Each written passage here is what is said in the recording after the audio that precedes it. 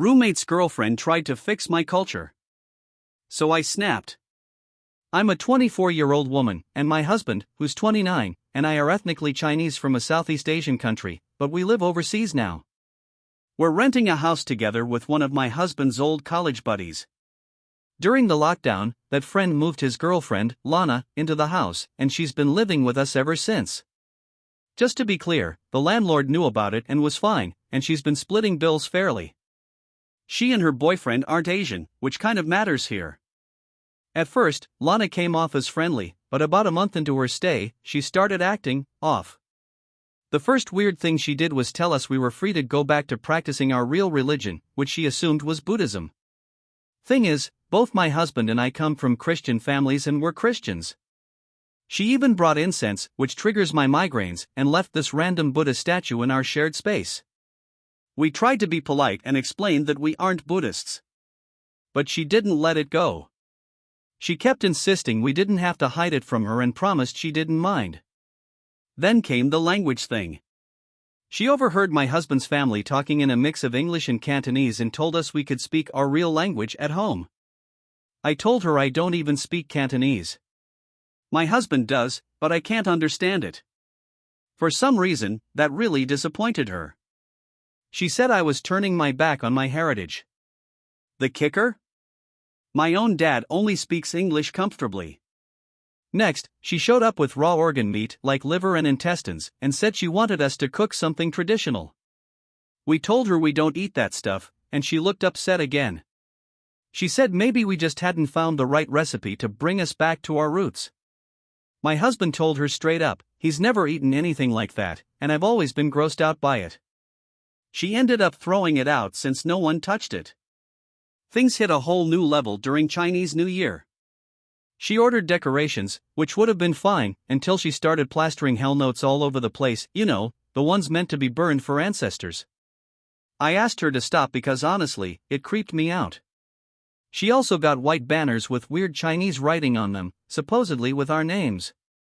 But in Chinese culture, white banners like that are for funerals. I asked her to please take them down, and again she got emotional. Then she bought kabuki masks, and I had to tell her those aren't even Chinese, they're Japanese. That's when she lost it. She started yelling, saying I should be helping her instead of criticizing everything. I pointed out that 1, she never asked for help. 2, Chinese New Year doesn't mean much to me personally, but I would have helped if she just talked to me first. And 3, again, she never asked. I asked her what her obsession with our culture was all about, and she said she was trying to surprise us. She said we were so colonized that we'd forgotten our roots and needed to reconnect with our heritage. I told her, look, I get that she meant well, but forcing stereotypes on us isn't being woke, it's just being wrong. All she had to do was ask. She burst into tears and dragged her boyfriend in. He kind of got where I was coming from but said maybe I could have been gentler. My husband backed me up completely. Now the vibe in the house is super tense. But honestly, I've been holding this in for a long time, and I'm about done being patient. Wow. It's one thing to appreciate someone's culture, but trying to dictate it? That's a whole other level. Good on her for finally standing up for herself. Next up, we've got a story where family politics meet wedding drama, and someone's definition of no kids allowed turned out to be seriously messed up. My sister banned my stepkids from her wedding. So we went on a picnic instead. I'm a 34-year-old woman, and about 14 months ago, I married George, who's 38. Along with George came 2 amazing stepsons, ages 6 and 12, and I seriously adore them. My family gets along okay with George, but when it comes to the boys, it's a different story. They're polite enough to them, but there's no real affection or warmth. It's like the boys are invisible. Over time, it got to the point where I stopped showing up to family gatherings because I kept being told not to bring the kids. Honestly, it felt so disrespectful I just couldn't put up with it anymore. They tried throwing all kinds of excuses at me to make their behavior sound better. But then last month, they invited us all to dinner. Shockingly, it went well. George was surprised, but happy. It finally looked like my family was making an effort to include the boys. Then came my sister's wedding. She sent me an invite and told me it was going to be a small, child-free event. No kids allowed. I figured, okay, it's her wedding, and it sounded like the no kids rule was across the board. My brother even confirmed he and his wife were coming but leaving their kids at home, so I didn't think twice. But the night before the wedding, my cousin called. She's one of the few relatives who's actually been kind to George and the boys, even though she doesn't know the full story. She started chatting about how excited her kids were to come to the wedding. I was like, wait, what? I thought no kids were allowed? She said no, kids were totally welcome. That set off alarm bells. So I double-checked with my brother's wife and she said the same thing. Everyone could bring their kids, and she didn't even know why I was asking. That's when I confronted my sister. She admitted they made up the no kids rule just to keep my boys away. Apparently, it was my mom's idea, and they couldn't think of a better way to exclude them. I completely lost it. I told them straight up that if my boys weren't welcome, neither was I. I wasn't about to leave them behind like they didn't matter. So while my family gathered for the wedding, George, the boys, and I packed up and went on a picnic. It was a gorgeous day, the weather was perfect, and honestly, we had a great time. The boys loved it. George was relaxed and happy too. Later that night, my phone blew up with angry calls and nasty texts from my mom, dad, and brother. They accused me of abandoning my sister on her big day and embarrassing the family. Apparently, guests were looking around for me, and I let everyone down. My sister even called me awful and selfish for not supporting her. And for the record, my boys are absolute sweethearts. Our oldest is super responsible and helpful, and the youngest already bonded with my cousin's son, who's 9. They would have been just fine at the wedding. George told me it's totally my call whether I stay in touch with my family after this, but he's putting his foot down when it comes to how the boys are treated. And honestly, I get it. I feel terrible about how things turned out, but if I had gone and left the boys behind, I would have felt even worse. I just couldn't stomach the idea of standing there at the wedding, watching everyone else's kids run around, while knowing mine were excluded on purpose. The hypocrisy blows my mind. When your family makes your kids feel like outsiders, choosing peace over tradition is sometimes the only real option. Now for something a little different, this next story dives into a relationship clash that kicks off before most people are even awake. My morning routine keeps waking my girlfriend. But I won't change it. I'm a 23-year-old guy, and I've been dating my girlfriend, she's 21, for a little over 2 years now. We moved in together just over a year ago, and for the most part, living together's been great. We get along, we split chores, and we're on the same page about a lot of stuff. But lately, things have been tense, especially in the mornings. See, I work a job that starts real early. I'm out the door by 4:30 a.m. and done around 1:45 in the afternoon. My girlfriend works a standard 9 to 6, but from home. So while I'm dragging myself out of bed before sunrise, she still has a few solid hours of sleep ahead of her, and that's where the problem starts. For the past few months, we've been arguing almost every morning because she says my routine is waking her up. And honestly, she's not wrong. She's a super light sleeper, always has been. Once something wakes her up, she struggles to fall back asleep. And between her full-time job and being in college part-time, she's usually up late doing assignments, so she really values whatever sleep she can get. But here's the thing, I'm not trying to be inconsiderate. I'm just trying to make it out the door on time, and that means sticking to my morning routine, which, isn't exactly silent. For starters, my dad works at the same place I do, and he's kind of my backup alarm. Every morning, he texts me to make sure I'm up. If I don't reply, he keeps texting or eventually calls. It's just something we've always done, like a habit. So I keep my phone volume on max so I can hear it from across the room if I'm still half asleep. The issue is, I don't usually jump up on the first buzz. Sometimes I sleep through the first text. Or I'll think, I've got a few more minutes, and roll over.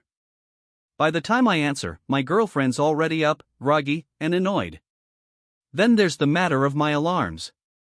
I've got a system, I set a couple alarms early, way before I actually need to get up. I like having that grace period where I can hit snooze once or twice and still ease into the day. It gives me a sense of control, like I'm not being yanked out of bed. But again, those alarms tend to wake her up too. Even if I keep the volume lower than my phone, it still pulls her out of sleep. She's told me that I need to just set one alarm, get up, and stop snoozing altogether. She says if I just got up the first time and replied to my dad right away, none of this would be a problem. But from my end, it's not that simple. Changing a routine I've been using for years feels like setting myself up to oversleep or start the day in a panic. I've tried tweaking it a bit, but nothing really sticks. We've even tried a few solutions together.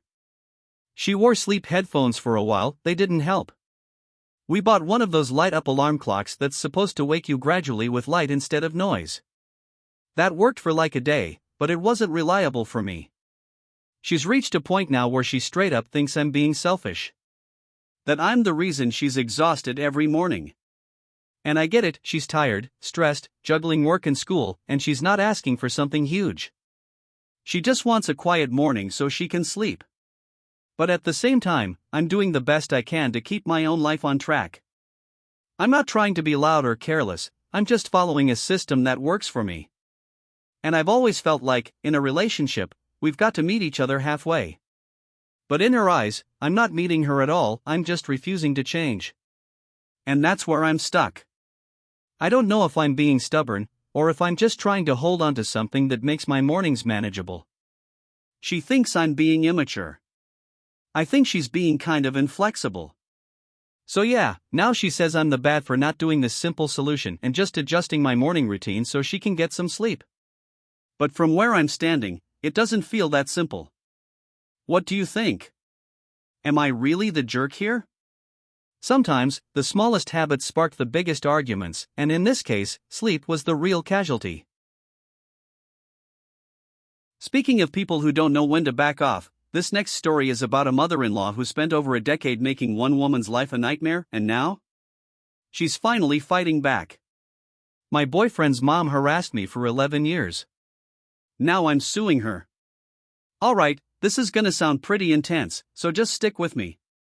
I know how it sounds on paper, woman wants to sue her boyfriend's elderly mom. But there's a whole lot more going on here than just some family drama. I've been with my boyfriend since I was 15, we've been together for 11 years now. I'm Kosovan Albanian, and from the very beginning, his mother has absolutely hated me. She made it very clear it was because of my ethnicity. Like, she didn't even try to hide it. And she hated what I do for work too, I'm a model. That was enough for her to write me off as shallow and vain, like I was some empty-headed Instagram type. When I told her I planned to attend university while modeling, she laughed and said I was only doing it to impress her son. I ended up graduating with distinction. And her reaction? She accused me of trying too hard. Like there was no winning with her ever. It didn't stop there. She would constantly tell people that I was cheating on him. Repeatedly. Non-stop. Which couldn't be further from the truth. I've never even kissed another man. I've always been faithful. But she just had it in her head that I was the worst thing to ever happen to her son. And then, last year, things got dark. She tried to void the insurance on my boyfriend's motorbike. The scary part? She did it using my name. She was trying to set it up so that if he got pulled over or in an accident, the blame would somehow fall on me for the cancelled insurance. It was calculated. And terrifying. After that incident, my boyfriend and I agreed to go no contact with her. And for a while, it worked. She left him alone. But she kept coming after me. Messaging, calling, stalking me online, even creating new iMessage accounts to get around blocks. It was non-stop harassment. Then came the accident. My boyfriend works as a motorcycle test rider, yeah, dangerous job, and he got into a pretty bad crash while working. I've been taking care of him ever since. And honestly, I don't mind. If anything, it's brought us closer. It feels good to support him through something real. But of course, his mom made that even harder. She's been calling me all kinds of disgusting slurs. One of the worst? She called me a nasty Serbian half-breed. I'm not Serbian, and she knows that. But calling a Kosovan a Serb is one of the most offensive things you can say, especially given the history between the two groups. She says it to intentionally hurt me. After I blocked her everywhere, she just kept popping up on new numbers. Then came the last straw, Friday night. There was a knock at the door. I opened it to find the police standing there. They said they were doing a welfare check because they'd received multiple reports of abuse. Someone claimed that I was hurting my boyfriend, who, mind you, is recovering from a serious motorcycle accident. Obviously, they figured out pretty quickly that nothing was wrong. My boyfriend was just annoyed that they woke him up. But even the police could tell it was a bogus report. And based on the details they mentioned, it was obvious to me that the only person who could have made the call was his mom. At that point, I was done. Mentally, emotionally, I couldn't take it anymore. So yeah, I've decided I'm going to press charges. For harassment. For fraud, because of the insurance stunt. And I'm looking into suing her for damages. In the UK, where we live, all of that is 100% illegal. And I just can't keep living in fear, waiting for the next twisted thing she's going to pull. I don't want to be the victim anymore. I want to feel safe in my own life again. I told her straight up that if she doesn't leave me alone, I'll take legal action. And she mocked me. Said I'd never actually go through with it. But she's wrong. I absolutely will. Now, here's the part I'm struggling with: she's old. She's bitter. She's alone. And a small part of me feels like maybe taking legal action will completely ruin whatever little bit of life she has left. Maybe it makes me cold. Maybe I'm going too far. But then I remember what she's put me through. What she tried to do to her own son. I genuinely can't be objective anymore. I don't know if I'm being cruel or if I'm finally doing the right thing. But I do know this: if I don't stand up to her, she's never going to stop. So, would I be the bad for suing my boyfriend's mom and pressing charges? 11 years of harassment, gaslighting, and slurs, and she still had the strength to stand her ground. That's not just bravery, that's survival. Next, we've got a story that starts with a celebration and ends with one of the cruelest pranks imaginable. Family betrayal hits hard, especially when it hijacks your happiest moments. My stepbrother lied that my mom was dying during my engagement party. I'm a 30-year-old guy, and this whole thing still ticks me off just thinking about it. So my younger stepbrother Kevin, he's 22, has been living in my old apartment. I let him and two of his college buddies move in and pay discounted rent. They were struggling with tuition and couldn't afford anything decent, so I figured, hey, let me help them out. I've been helping Kevin out a lot, actually getting his car fixed when it broke down, lending him cash when he was short, dropping off meals now and then.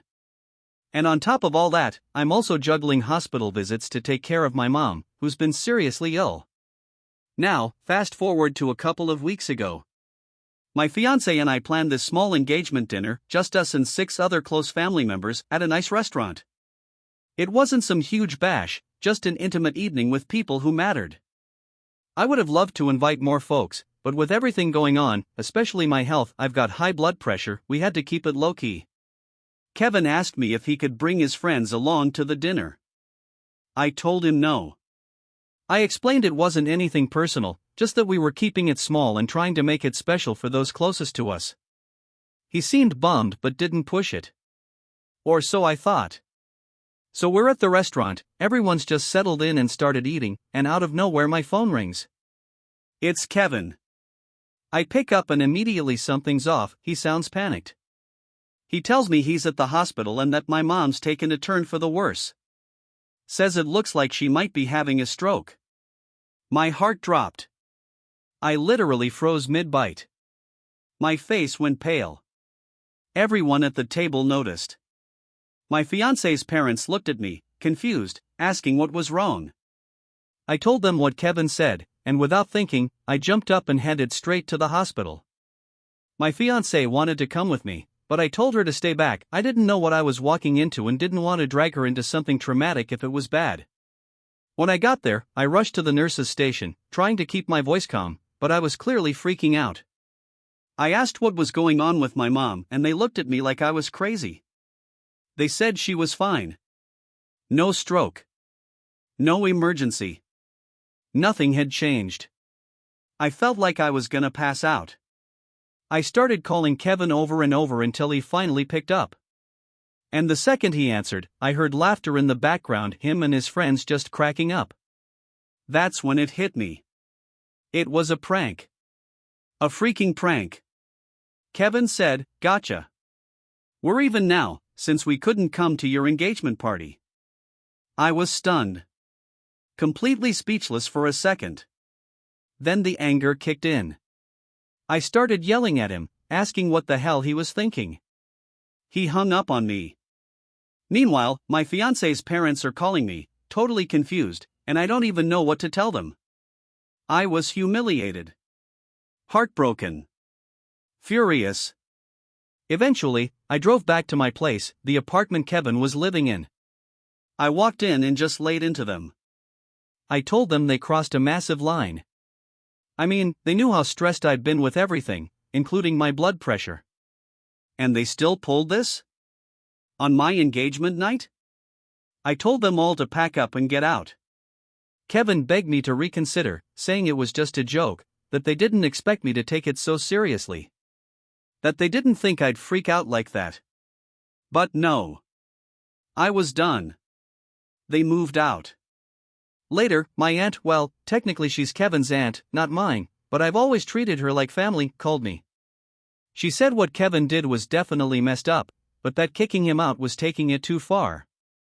She said I should have been more understanding, that Kevin's still just a kid and that I've always been like an older brother to him, especially since his mom passed. That I was his safety net and now I've just cut him off. Part of me gets that. I do. I've always tried to be there for him, even when he acted out. But this? This was different. Even my fiancé said I should have seen it coming. They've pulled dumb stunts before, and I never really held them accountable. I brushed it off as just college kid stuff, but I never thought they'd take it this far. Making me think my mom was dying? Just so they could ruin our night? That's the thing about so-called pranks. There's a line.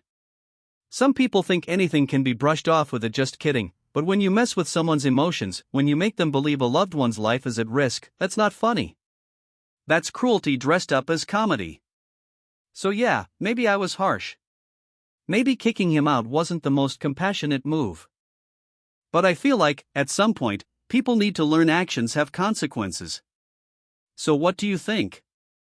Was I too hard on him? Or did he finally push it too far?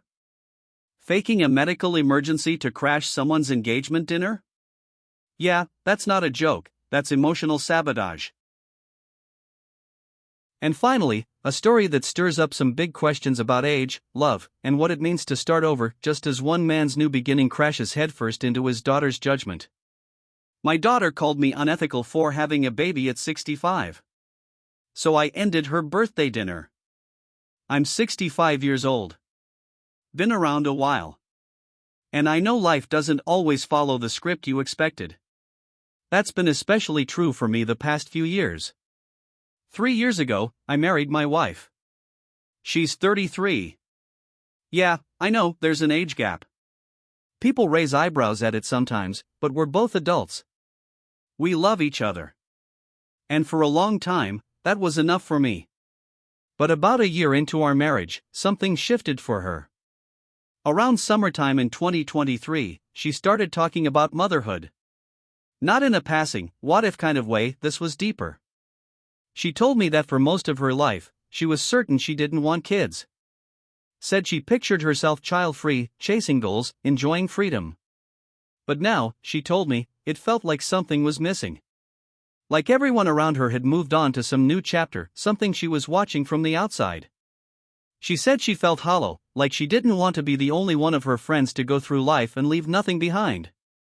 No child to hold. No legacy. That kind of conversation hits different when you're my age. I mean, I'm not a young man anymore. But when she said it, when I saw the tears in her eyes, I realized how much it meant to her.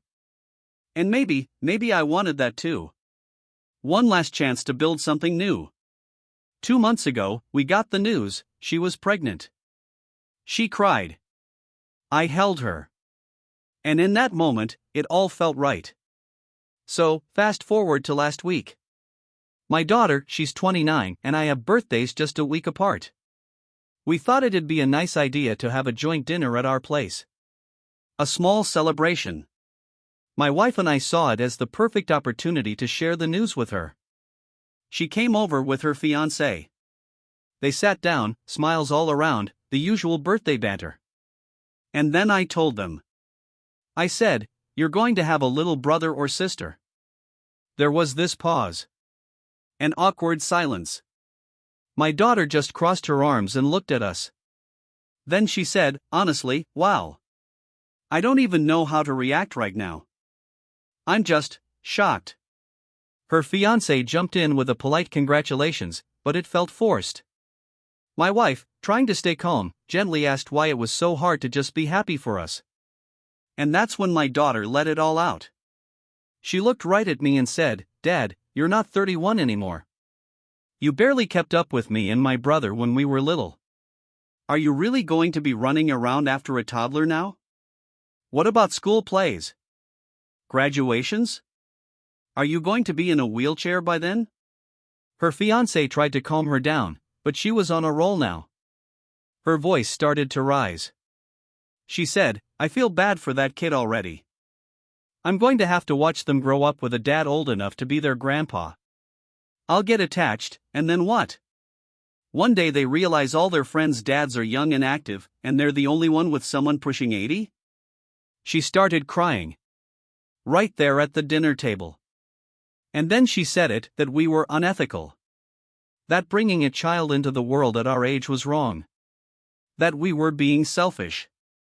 She excused herself to the bathroom. My wife was sitting there stunned, holding back tears of her own. I could see how much it hurt her. This wasn't just hormones or nerves, this was her joy being stomped on.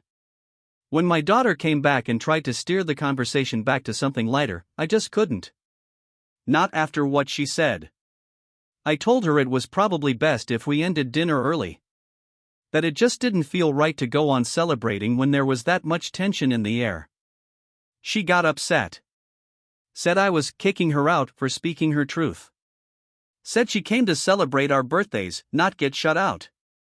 She left angry, said I'd ruined not just that night, but her whole upcoming birthday too. After she left, my wife sat in silence. I could see the excitement she once had slowly unraveling, piece by piece. She was already worried about the pregnancy. Her family has a history of gestational diabetes. The stress from all this wasn't helping. Now I'm sitting here, wondering if I overreacted. I didn't yell. I didn't insult her. I just ended the night early because things got too heated, and my wife needed space. But according to the internet, based on what I've seen in comment sections, apparently, I'm the villain for dropping the baby news during dinner in the first place. Some say I'm gross for marrying someone my daughter's age. Others say it's cruel to have a child so late in life, knowing you won't be there forever. I get it. I really do. I've thought about those things too. But people act like love and the desire to be a parent has an expiration date. As if because I'm older, I should just quietly fade into the background and stop trying to build new memories. Is it selfish to want one more chance at fatherhood? Or is it more selfish for my daughter to try and take that joy away from someone who finally found it? So tell me, was I wrong to end the dinner? Am I the bad guy here? Or was I just trying to protect something fragile and beautiful from being crushed the moment it came to life?